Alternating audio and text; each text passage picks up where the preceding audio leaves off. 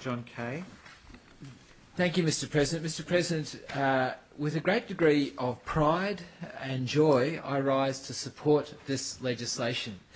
And I do so because I believe it is a genuine step and an important step towards marriage equality. And it is thus a step towards full equality in our society. It is a small step in some senses and large in others, but nonetheless it is a step towards the end of discrimination against people because of the gender of the person they love.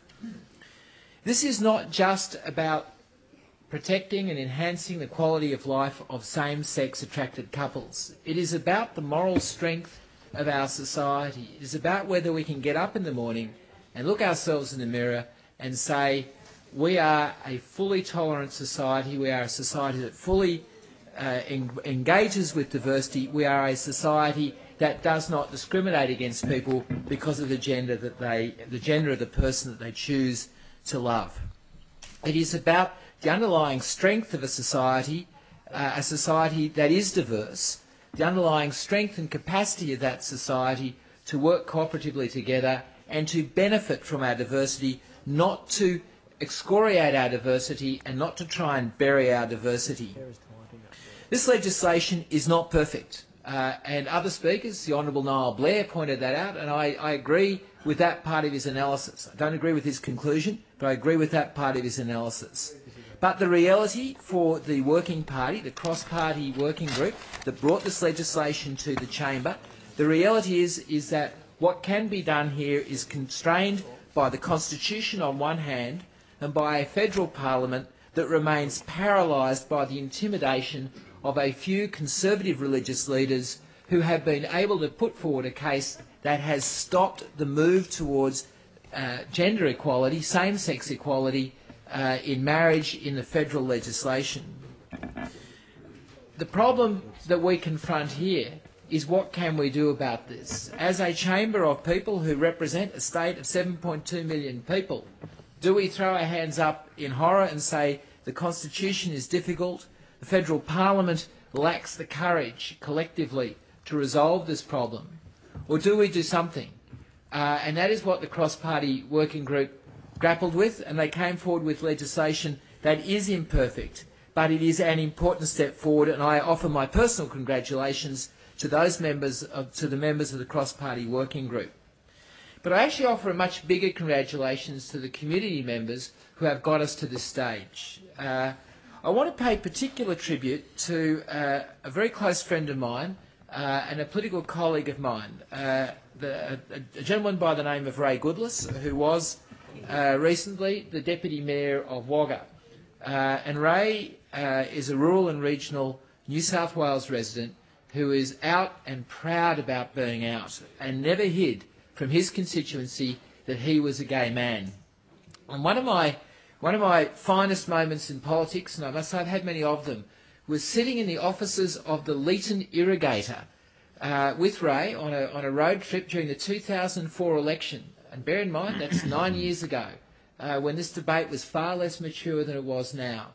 And putting forward to a young journalist at the Leeton Irrigator the sense and the importance of removing discrimination in the Federal Marriage Act, and why it was that for the electorate of the Riverina, and why it was for people who live in conservative old Leeton, why this was a step forward.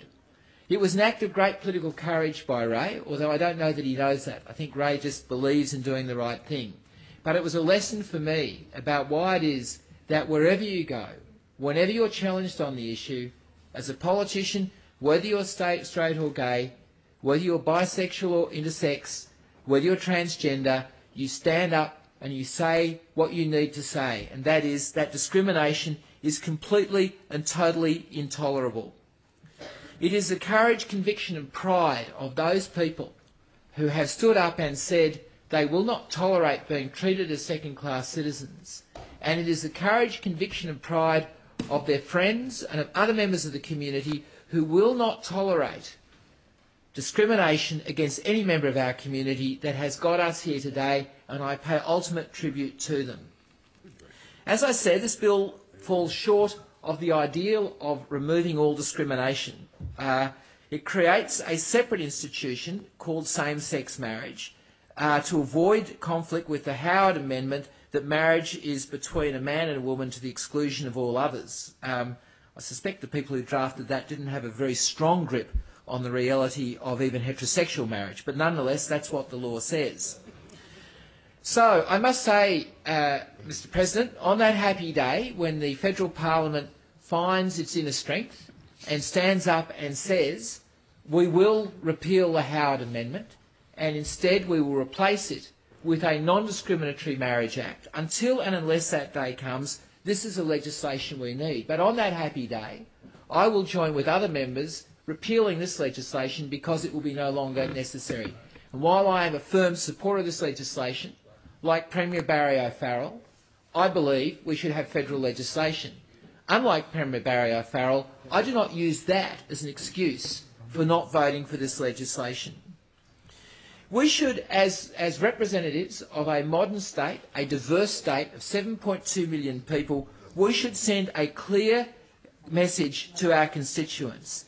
Discrimination in any form is not acceptable in a state, and particularly not in state instrumentalities and state-sanctioned instrumentalities. And a ban on two people marrying each other because of the gender of those two people is inherently discriminatory, and we should not tolerate it. And we should take every step we can to eradicate it.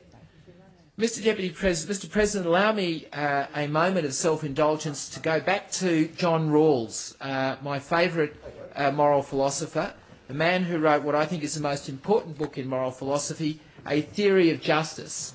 And Professor Rawls, who unfortunately is now dead, suggested that laws should be written to create justice. And the only way to do that was through a thought experiment which he referred to as the veil of ignorance. That is to say, laws should be written by people who do not know what they will be or who they will be in society. Laws should be written by people who do not know whether they will be rich or poor, who do not know whether they will have a disability or they will not have a disability, who do not know whether they will be black or white or Asian or any other race, and who do not know whether their sex attractiveness will be to the opposite sex or to somebody of the same sex, who do not know whether they will be intersex, who do not know whether they will be bisexual, who do not know whether they will be transgender, who do not know whether they will be straight. Because if we had such laws, if we have laws written through the veil of ignorance, then discrimination surely would disappear. Because it is the veil of ignorance, it is the laws which create justice that are the codification of empathy that defines why discrimination is not only unfair, but it is intolerable and unconscionable. And in a nation such as ours, it should be built on justice, it should be brought to an end. And if the veil of ignorance were applied to the marriage laws, if each and every member of this Parliament had the courage to say, I am writing laws not for straight people, not for my own family, I am writing laws because I do not know who these laws will be applied to, then there would be no question that we would move to end marriage discrimination. The veil of ignorance is clear in what it says. The theory of justice is clear in what it says with respect to marriage equality. There is no questions. There are no ifs and no buts. We should remove discrimination because it is unfair and unjust. A simpler way of putting that is put yourself in the shoes of friends of mine who may or may not wish to get married, but who have lived together for 29 years. Two people I had dinner with recently who were near neighbours of mine, had lived together for 29 years, and who may or may not want to get married, but for whom the absence of a right to get married is an insult and is a message that this state, this nation, this society devalues them and devalues their relationship. And as they pointed out to my partner and myself, their relationship has lasted longer than almost any other same-sex relationship, including marriages, of any of our mutual friends. It is a loving, committed and beautiful relationship, and one which I personally enjoy spending time celebrating. Yet they are denied access to a state instrumentality. it is a matter of grave concern to me that we codify discrimination into a state instrumentality. It's one matter that there are private institutions, such as churches, which choose to discriminate.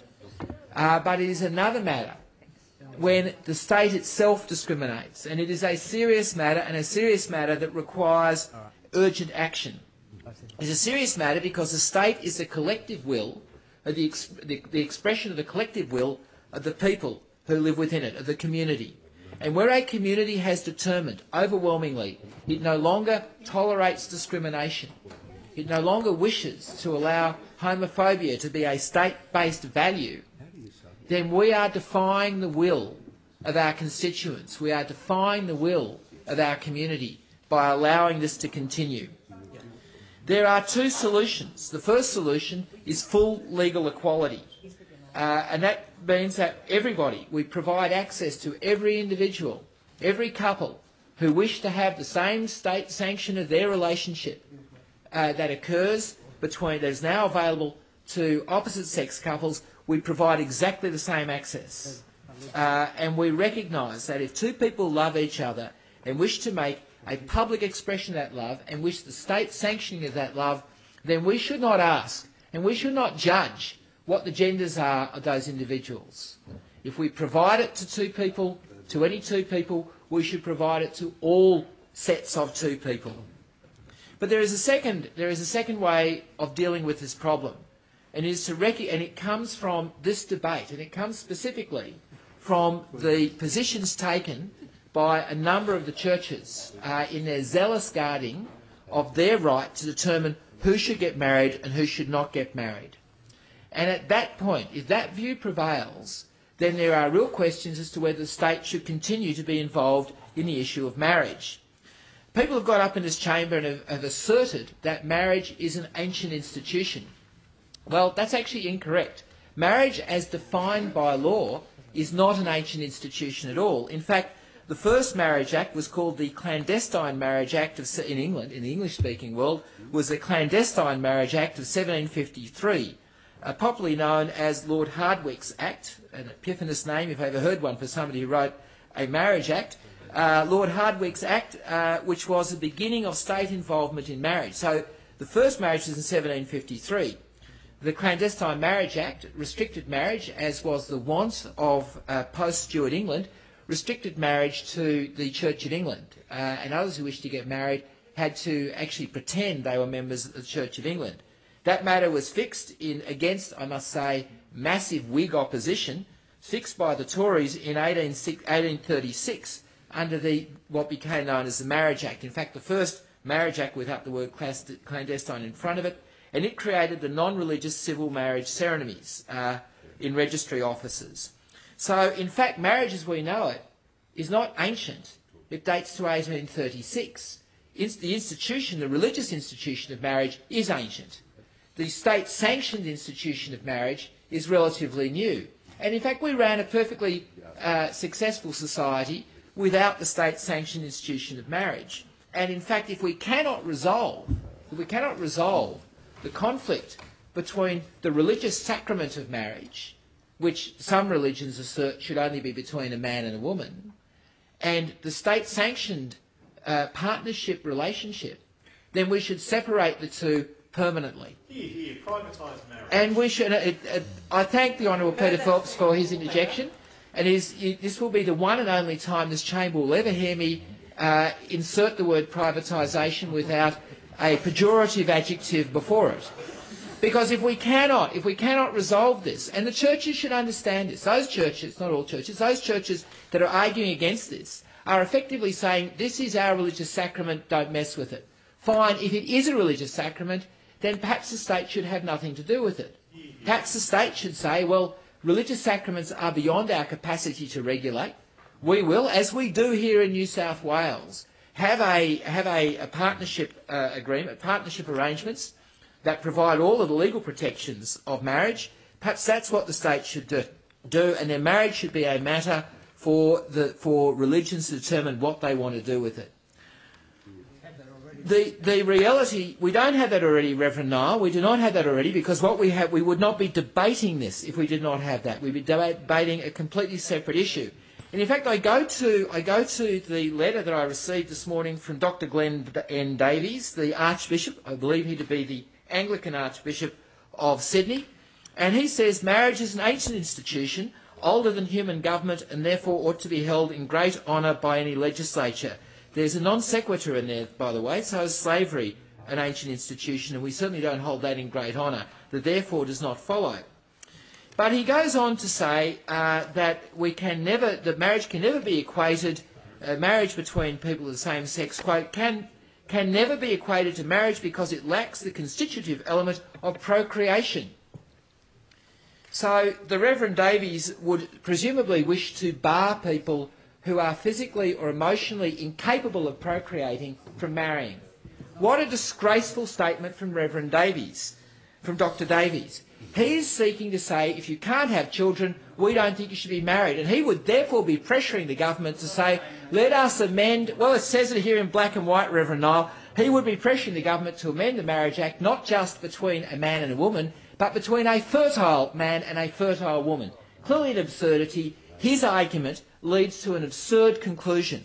An absurd conclusion that is absurd, inhumane and unconscionable, just as denying two people of the same sex the right to be married because they cannot procreate.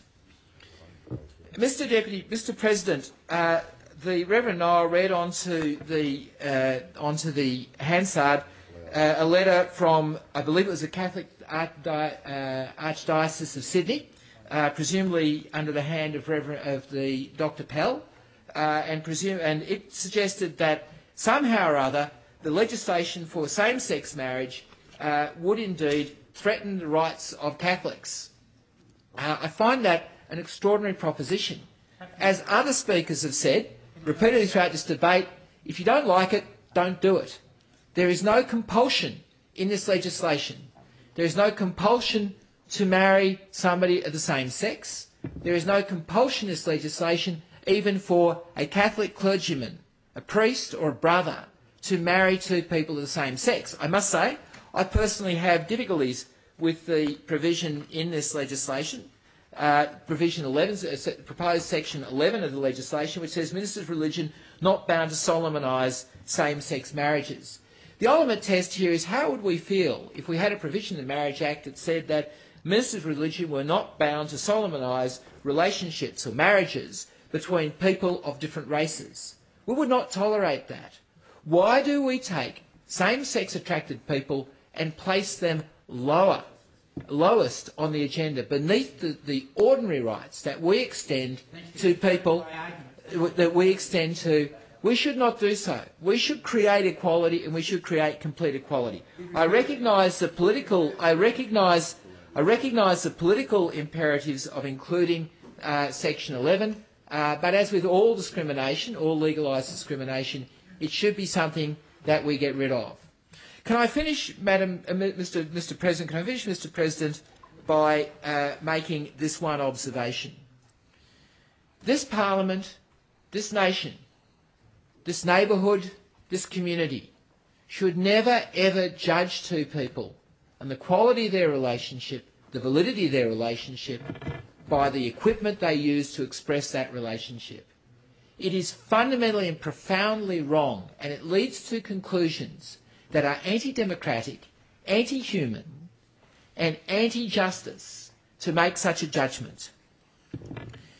If we are to make any judgment at all in this Parliament, it must be this. Love is love. It doesn't matter if you can share your clothes with your partner or you can't. It doesn't matter what the gender of your partner is. We make no judgment on you. The only judgment we make on people is a judgment which enables them to live the life they want to live and to live it to the fullest. To create any laws that use state instruments to discriminate, that use state instruments to create barriers between two people, is wrong and unconscionable. It is anti-democratic, and this Parliament should have no part of it. We don't just need to pass this legislation, we have a moral obligation to vote for it. a moral obligation that goes beyond our individual beliefs, our individual lifestyles, a moral obligation that goes to respecting the best sort of society we can become, the sort of society that passes no judgment but believes in its people. I commend the bill to the House.